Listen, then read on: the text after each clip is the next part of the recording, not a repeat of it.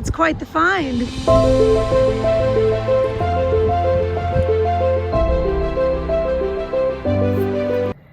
Hello friends, and welcome back to Crow's Thrifty Finds. My name is Melanie. So for those who follow my channel, you probably know that I just came back from a big road trip. I went from North Dakota to Boston and then all the way back to North Dakota, stopping at several locations in between. And one of the locations I stopped at was the Goodwill Bins in Brooklyn Park, Minnesota. And it ended up being quite the adventure. So I want to show you all some of the things that I found while I was there. So I'm here at the Bins in Brooklyn Park, Minnesota, and found some stuff. This is going to be phase one of two, or trip one of two to the Bins, because I got the kids with me for right now, but I'm going to drop them off with Dad and soon go back by myself. But I want to show you what I got this first round here. I found some on clouds. I think I can clean these up really well, so that's a great find right there. Oh, I'm sorry, Bailey found the on clouds. Found a vintage Ninja Turtle. This would be good to put in a lot. By himself, he's probably worth like, you know, $9 maybe, but this, I do not know if this is real. I doubt that it is, but sometimes you just take a gamble and you pick it up anyway, and if it ends up not being worth anything, oh well, it's a wallet, it's tiny, so I got some research to do. This is really cool. This is for me. It is a Maroon 5 tour poster. I may have even gone to this tour. Very cool. I'm a big Maroon 5 fan. This is actually for me. Could be worth something, but I'm keeping it. Then I found some hockey breezers. In North Dakota, we can sell these locally on Marketplace and make some good money. They weigh hardly anything. Then we have these jeans. They're brand new, common jeans. I don't think it's a great brand, but when I see new stuff, I pick it up. Wilson's leather, this jacket right here, it's kind of heavy, but it's a men's extra large, which is a good size. And you know, some of these jackets can go for huge money, but it is in perfect shape.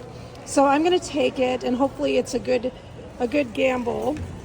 And I don't know if I'm gonna take this or not, but it was new. My video cut off on me before, but yeah, I'm not sure if I'm keeping this or not, but when I see things new with tags, you know, it's not incredibly valuable, but again, very light. It's a little purse. I don't know. And then the kids got some laser tag down there that they're pretty excited about. And then lastly, I found some Spy Gear stuff. And Spy Gear stuff can be bolos. I actually have a lot of Spy Gear stuff already, so I'm just going to toss this in there and add it. Again, weighs like nothing. That's what I love about the Bins.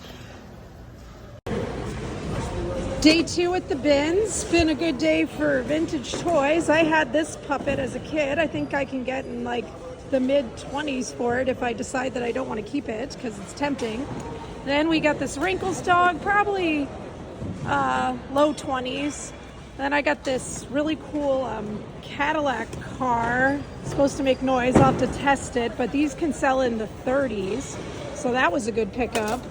And this, I don't think my children will let me sell this. This is the problem of going to the Bins with kids, but it's a Curl Kaprizov stitched jersey. Very awesome. Brayden says I can't sell that, but that's a really good find. These jerseys are very expensive. You are not telling me. And then I got a Paddington Bear. I'm not sure how old he is, maybe low 20s at best, possibly a little less, but again, very small and light. They're bringing out one more row of clothes, and then I got to skedaddle out and check out my daughter's hockey tournament, but definitely been a fun time at the Bins today, and if I find anything good in these Bins, I'll take one more video. So as you all could tell, as I was examining that Louis Vuitton wallet in my cart, I was not super optimistic that this was going to be something authentic. And now, for those of you who don't know, I started off reselling by doing high-end fashion items. I was able to get my hands on a lot of them when I lived in South Florida. It was really easy. When I moved to North Dakota, I wasn't able to get so much of that anymore, so I kind of moved on to other things, you know, and by other things, basically anything and everything that I could get my hands on.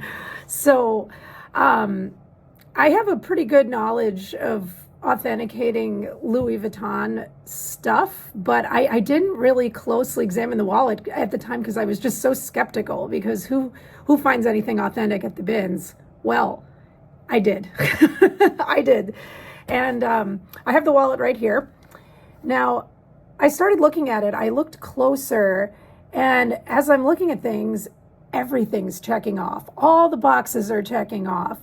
And I'm saying to myself, I think this is actually real. And it was so funny when I pulled it out of the bin, the guy next to me, I looks at me as I'm pulling it out, and I said, I'm sure this is fake, but I'm going to take it. And he's like, you just never know. And he was so like optimistic and had this like glimmer of hope in his eye, telling me that. And yeah, apparently that was legit. So glad he had some hope for me. So let's talk about why this wallet is authentic. And so you all know, I'm not going by only my knowledge. Not only did I research, but I also sent pictures of this wallet to an authenticator, and it did in fact come back authentic. So it wasn't enough for it to just be my opinion. I wanted to have some backup just to know.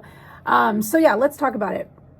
So first off, at quick glance, you can see it's dirty, so that would take down some of the value, but it is stitched very, very nicely, very evenly. You can see these, the line of stitching is very clean. There is a little bit of stitching missing, but that's just more wear and tear than any type of manufacturing issue. So notice the leather, it's canvas on it. It goes all the way around. So it's upside down on the back. That's pretty typical in authentic Louis Vuitton. And they do tend to not cut off the LVs, although I've kind of heard that can be a myth. So I'm not going to say that as with 100% certainty, but that is what you will notice on a lot of authentic Louis Vuitton stuff, is that they do not cut off the LV. Generally. So maybe on very vintage pieces that's different. I'm not sure what the difference is there, but so the button on it, it's a little worn, but it did look good. The font looked good. And when I opened it, one of the first things I went to was this label right here, the made in Spain. Now, not made in France, made in Spain. Louis Vuitton is made in Spain as well. So that was not, sending me the other way when I saw that. Now, what's important in the lettering of this is there's a lot of boxes to check. So for one thing, the O in Louis Vuitton needs to be a very circular O. And also, capitalization of letters, of course, is important. Got to have the right things capitalized, the right things not capitalized. The S in Spain needs to be capitalized. Louis Vuitton Paris needs to be in all capital letters. So the copyright mark needs to look a certain way, and the R is very, very close to the circle in this. And then obviously you want to make sure you have the right number of wallet slots for that style of wallet. This is a Sarah wallet. And that all checks out. And I'd show you all the date stamp on it. I mean, I can try, but it's very hard to see. But that's an important factor in authenticating as well. It needs to coordinate with the country that it's made in, which this did. I looked that up online. I didn't just know. My knowledge is not that good. But I know that that's important. And there are websites that you can use to check that kind of thing, and it'll clue you into when it's made. And then you want to make sure that this wallet, in fact, existed in that time period. So this particular wallet was made in 2012. So it's a little older, and they did, in fact, make this wallet in 2012. But, if you've got a date code that, makes sense, doesn't make sense, I guess you could say, because it points to a year that the wallet wasn't manufactured, well, that's a good sign that this wallet is not authentic. So another thing that's important is the hardware in the wallet. You can't see very well in this light, but there is some patina that's on the inside of the metal that shows age, and you know, that's important. That is just how these wallets age and the metal that Louis Vuitton uses. So that's very important. Also, I want to direct you all to the little zipper pull here. That needs to look a certain way as well. It needs to have the LV logo on it. It needs to be a nice straight zipper. You can see the pocket in there.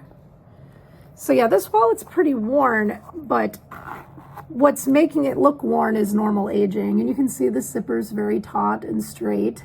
So, you know, all these things are pointing out what is an authentic wallet.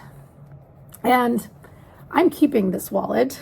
So I actually found this on my birthday, and it's kind of ironic because I had said to my kids, kind of as a joke, because we were going to the Mall of America that day, I said, you know, I'd love to go to the Louis Vuitton store, but I don't want to drop $2,000 on something, you know. But I ended up finding Louis Vuitton at the bins, and not too shabby for that. So when you find really awesome stuff like this, you end up keeping it. I ended up keeping quite a few things we found at the bins. So while the bins is great for reselling, it's also just great to find new things for your own collection, you know. So, but the bins is great.